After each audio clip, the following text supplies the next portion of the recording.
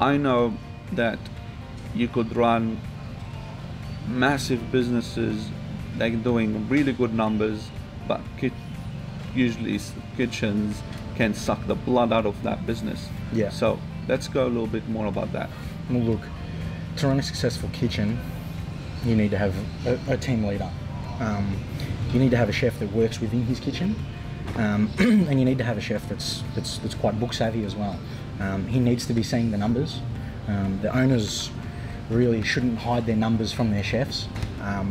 That's something that I've learned over the years. And the chefs also need to see those things to be able to do their cost of goods and make sure that everything's matching up at the end of the week, so that they're hitting their 28% or 30%, whatever it is that your business is wanting you to achieve.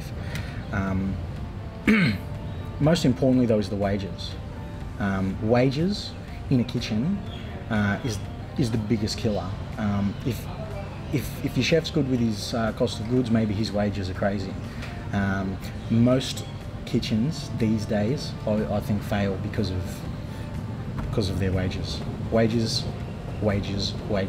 Watch how many staff you have on. Knocking somebody off 1 hour, or knocking 2 or 3 people off 1 hour extra every day could be the difference in 32% and 30% or 28%.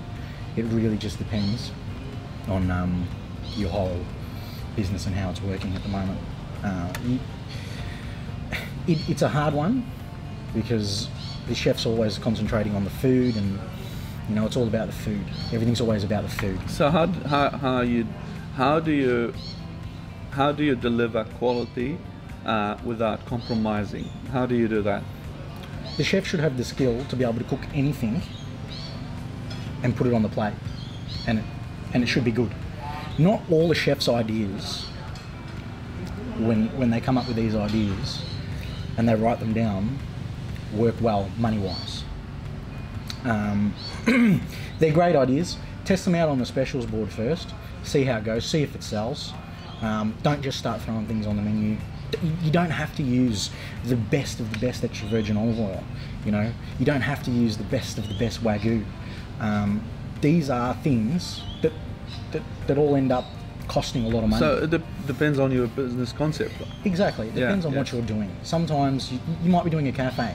Some people want to have burgers. Put a burger on. People don't want to have a Wagyu steak in a cafe. It depends what you're doing at the time and how much your budget is. Yes. It's very important for the owner too to say, okay, well, you've got $5,000 for the week, or you've got $10,000 for the week, whatever you can afford, and work together to make it work. And what makes sense to your concept and your brand. Exactly. Sorry to interrupt you there, but there is a good point that I want to bring out is what celebrity chefs do is not necessarily relevant to you. Celebrity chefs do things for different reasons other than your reasons. They're doing things for their own kind of reasons that will make sense to what they're doing and who they are. Especially when they've got the massive following. Yes.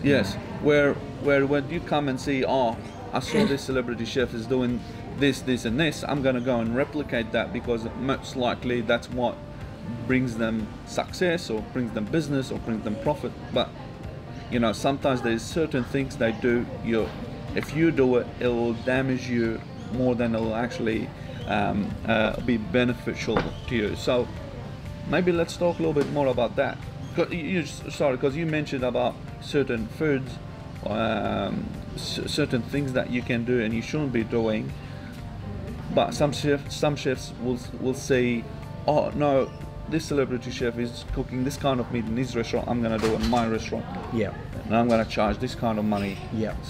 The reason why those chefs are able to charge that kind of money is because they've got the reputation.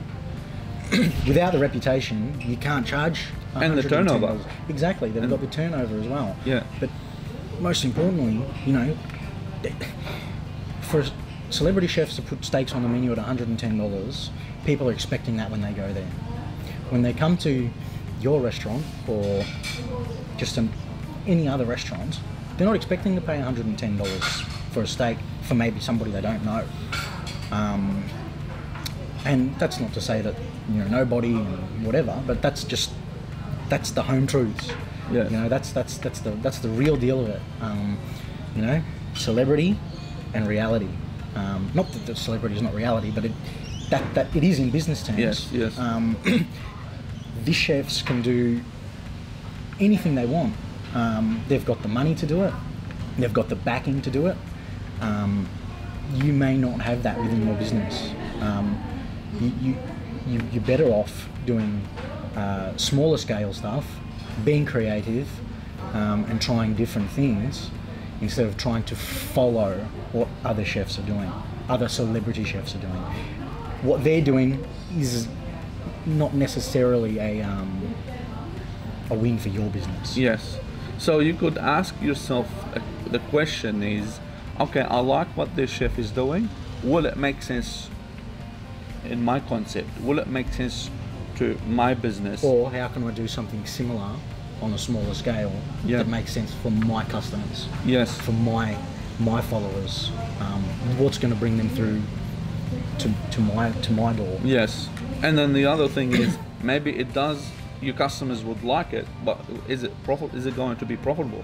Are you going to have return on investment? Are you going to have turnover? Or is it just, yes, you know your customers will absolutely love it, but at the same time you didn't really get any benefit out of it? Yeah.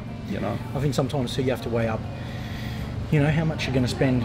You know, you do need to have the marketing aspect to it, and then there's, you know, what you're going to put in your pocket as well at the end of the day. So those things have got to weigh up, and they got to be equal. You might say, okay, well maybe this month, you know, we're going to do this dinner. We might lose on this, but this is what we're getting in marketing. So it's a marketing strategy.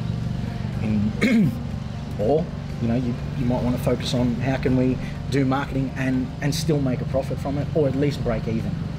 So it's very, very important that your costs are together. Yes. Without those, like at the end of the day, you're all there to build a business. Yes. Without the business side of it, you're not there, the chefs are not there, the floor staff aren't there, nobody's there, nobody gets paid, your business will shut down. Yes, yes. And well, you brought out a very good point, talking about marketing. Kitchens today, I believe they should take marketing as part of a major kind of thing to be calculated as part of their kitchen expenses, because it's becoming so noisy today to talk about your business, try to get attention or pursue customers to come to your place. So and marketing is not cheap. No. You know, if you want to do it properly, it's not going to be cheap. And to be honest, it doesn't matter what business we are in, if it's a cafe or restaurant or lawyer, it doesn't matter what kind of business you are in the marketing business. Definitely. If you're not marketing yourself, you're talking to yourself. That's right. Nobody's seeing you, you're not reaching anybody. No one's listening. And nobody is listening. So this is a major thing that I believe chefs should really look into it. Definitely. This day and age, that needs to happen. Like I was saying before, you need to be able to push your limits and what you can do and show people who you are. Whether that's, you know, growing your own herb gardens and showing people, you know, hey, look, we do this, like we do at Cafe Heidi and at Dandelion. We grow our own herbs. It's something to post about. Yes. It's quite nice to see the chef snipping his own herbs and picking his own flowers, and that's something you can post about. Might be minimal, but it's something you can do.